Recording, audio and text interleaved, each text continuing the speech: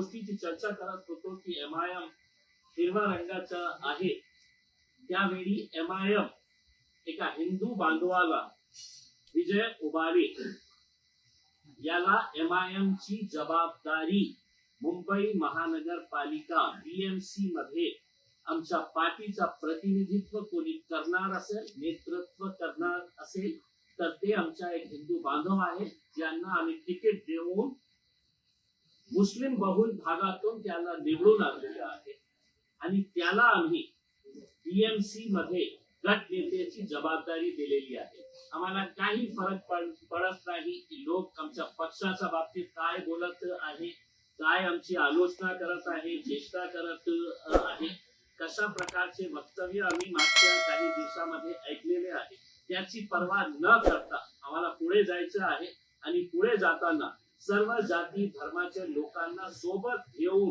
आम्ही या राज्यामध्ये या देशामध्ये पुढे जाणार आहे. अनेक शहरामध्ये तुम्ही बघा की किती एससी लोकांना, शेड्यूल कास्ट लोकांना आम्ही निवडून आणलेले आहे, शेड्यूल ट्राईब लोकांना आम्ही निवडून आणलेले आहे, ओबीसी हिंदू समाजाच्या लोकांना आम्ही निवडून आणलेले आहे. या 125 मध्ये कोणकोणत्या जातीचे धर्माचे लोक आहेत याच्या बाबतीत आपण एकदा याच्या बाबतीत थोडासा विश्लेषण केलं तर आपल्याला चांगलं होईल.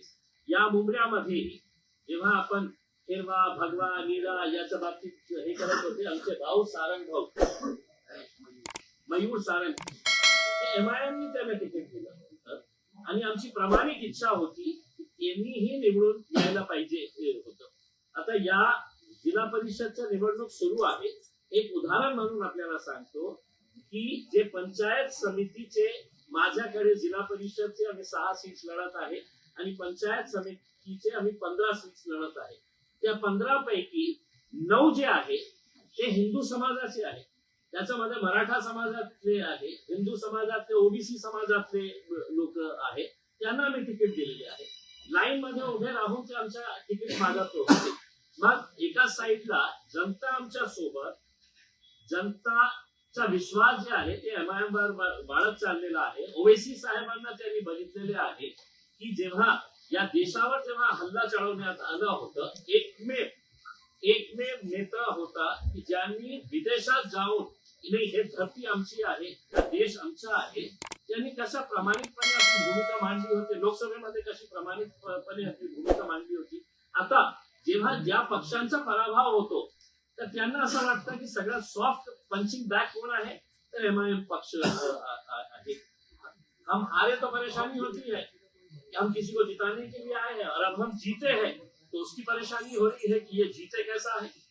तो ये तो हमारे लिए बड़ी दिक्कत बात हो गई है कि हम हारना भी नहीं और जीतना भी नहीं है. तो ऐसी सिचुएशन के अंदर आपसे लेकर आए, लेकिन हमें कोई फर्क नहीं पड़ता है.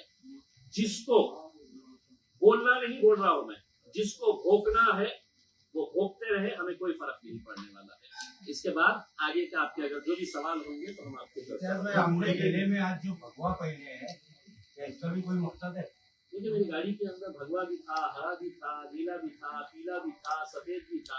अफसोस इस बात का ये हो गया है कि आपने इस देश को रंगों के अंदर बांट दिया है. कोई हुकूमत, कोई संविधान, कोई कानून ये नहीं कहता है कि ये रंग जो है ये किसी एक विशिष्ट जाति से जुड़ा हुआ है. मैंने हरा रंग भी पहना हुआ था, अभी मुझे किसी ने गाड़ी में चढ़ते चढ़ते ये रंग ये पहना दिया तो मैंने ये भी पहन लिया है.